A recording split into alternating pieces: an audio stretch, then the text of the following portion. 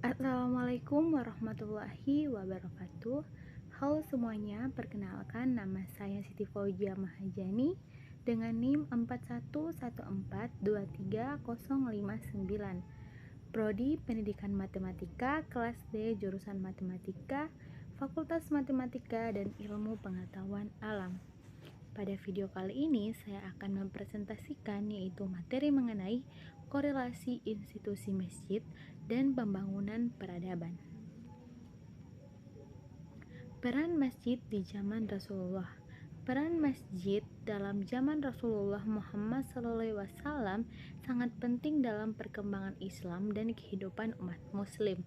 Masjid bukan hanya tempat ibadah, tetapi juga berperan dalam banyak aspek kehidupan sosial, budaya, dan politik komunitas muslim di zaman Rasulullah.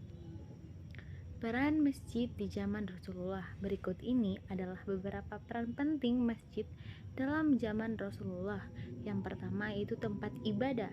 Masjid adalah tempat utama untuk melaksanakan sholat ibadah sholat.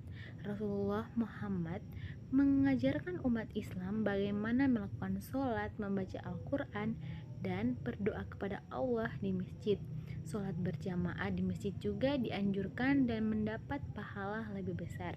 Yang kedua, tempat pendidikan.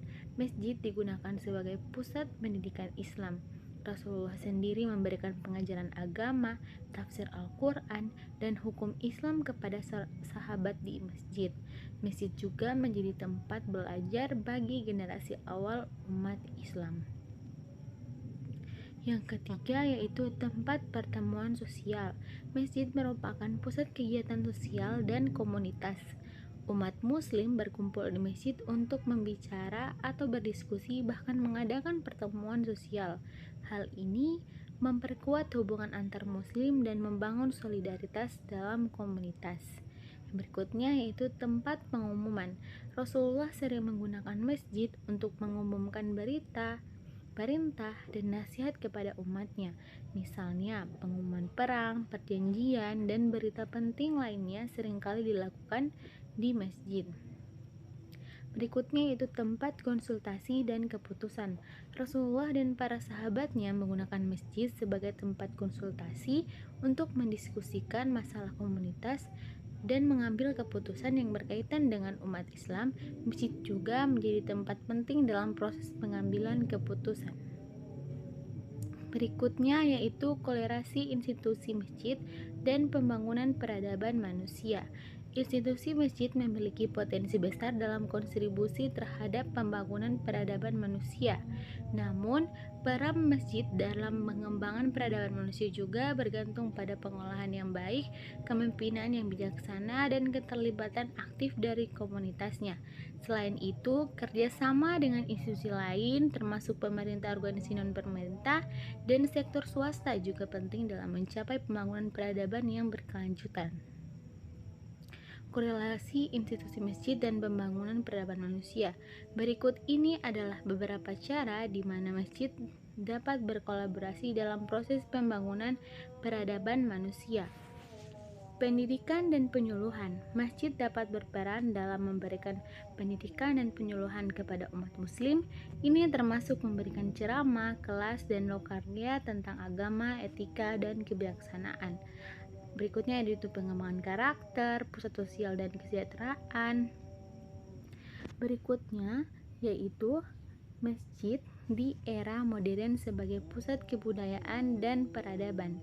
Peran masjid dalam era modern sebagai pusat kebudayaan dan peradaban masih sangat relevan. Masjid dapat memainkan peran kunci dalam memelihara identitas Islam, mendukung pembangunan intelektual dan sosial, serta mempromosikan nilai-nilai kemanusiaan yang positif. Dengan beradaptasi dengan kebutuhan zaman, masjid dapat terus menjadi pusat kegiatan positif yang memperkarya kehidupan masyarakat dalam berbagai cara.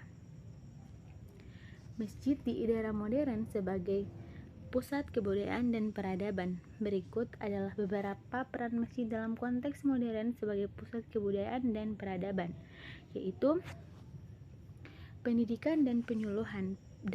Masjid dapat menjadi pusat pendidikan dan penyuluhan yang menyediakan kelas-kelas agama, bahasa Arab, dan studi Islam lainnya.